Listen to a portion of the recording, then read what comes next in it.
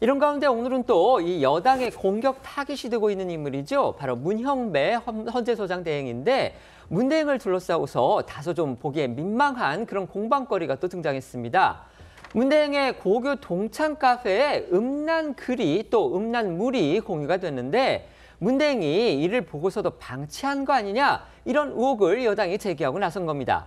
이러니까 헌재가 경찰 수사를 또 요구하고 나섰고요. 실제 경찰이 수사에 나서는 그런 지경으로까지 돼버린 겁니다. 무슨 일인지 자세히 소개해 주시죠. 네, 지난 11일 뉴데일리가 보도한 내용인데요. 이 문형배 대행이 졸업한 이 경남 진주의 한 고등학교 동창 온라인 카페에 수년간 2,000건 이상의 음란 사진과 이 글이 게시가 됐고 이 카페에 문 대행도 가입돼 있는 것으로 알려졌다 이렇게 이제 보도가 되면서 논란이 시작이 됐습니다.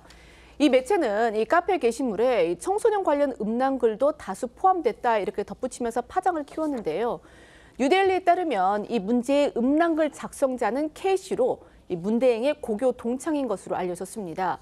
매체는 문 대행이 해당 카페에 여러 차례 글과 댓글을 남겨서 동문과 소통할 만큼 활발히 활동했다 이렇게 주장을 했습니다.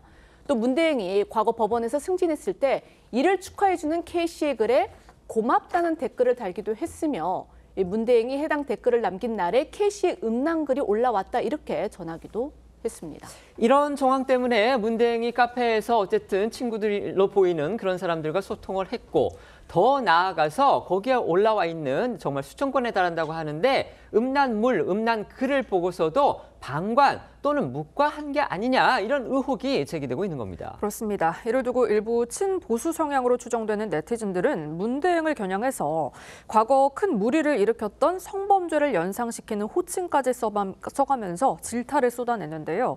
논란이 커지자 카페 관리자가 해당 글들을 대부분 삭제 조치한 걸로 확인됐다고 해당 매체는 전했습니다. 하지만 학부모 교사 인권보호연대라는 단체는요, 오늘 오전 기자회견을 열고 문 대행의 즉각 사퇴를 요구한 뒤 문 소장에 대해 아동 청소년 성보호 위반 혐의로 경찰청에 고발장까지 냈습니다.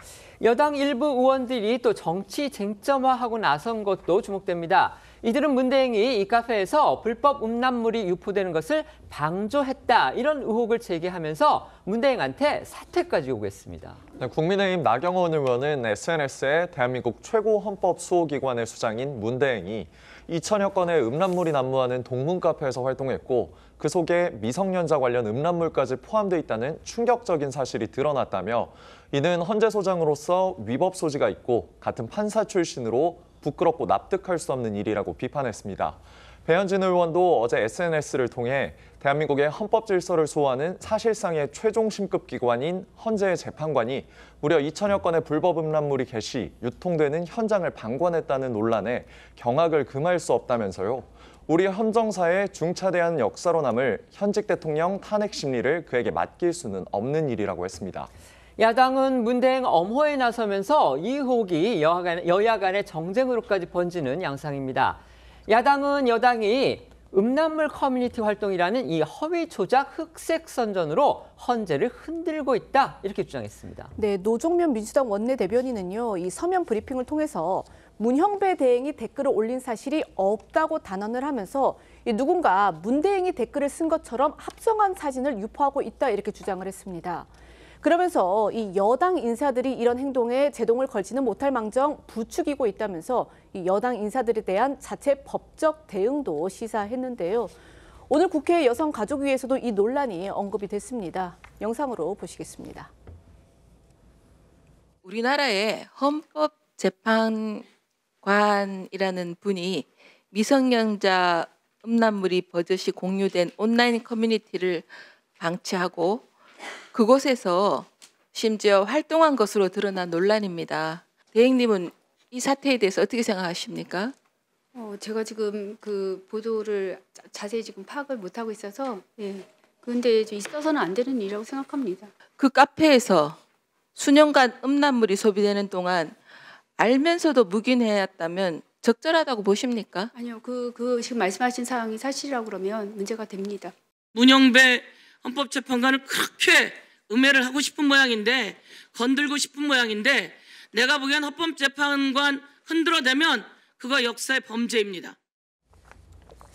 헌법재판소가 이 논란을 무시하지 않고서요. 오늘 경찰이 적극적으로 수사해달라. 이런 문형배 대행의 입장을 언론에 전한 거. 이게 또 이번 사태의 전개에는 또 어떤 영향을 미칠지 이 부분도 관심입니다. 네, 헌재는 오늘 언론 공지를 통해서 해당 카페는 동창 카페로서 경찰은 이에 대해 적극적으로 수사해주기 바라고 아울러 카페 해킹에 대한 철저한 수사도 바란다는 문대행 입장을 대신 전했습니다.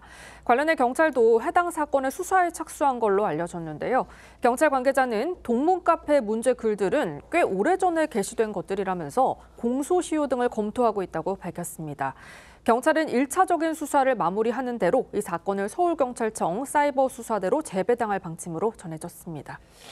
전해드린 대로 이제 헌재가 오늘 언론 공지를 내기는 했습니다. 그게 이제 문형배 대행의 말이라 이러면서 전했는데 그 내용이라는 게 이제 동창 카페인 거는 맞다. 그런데 그런 글들이 올라온 거 이런 부분에 대해서 적극 수사해달라. 혹시 해킹당한 거 아니냐? 이 부분도 지금 봐달라. 지금 이런 내용입니다. 근데 지금 여당 의원들이 아까 저희가 뭐 나경원 의원, 그다음에 배현진 의원의 그런 주장을 전해드렸는데 이분들이 지금 배 대행에 대해 문형배 대행에 대해서 제기하고 있는 의혹은 과연 문 대행이 그 카페에서 활동을 한 것으로 보이는데 이런 음란 글들을 본 적이 있느냐?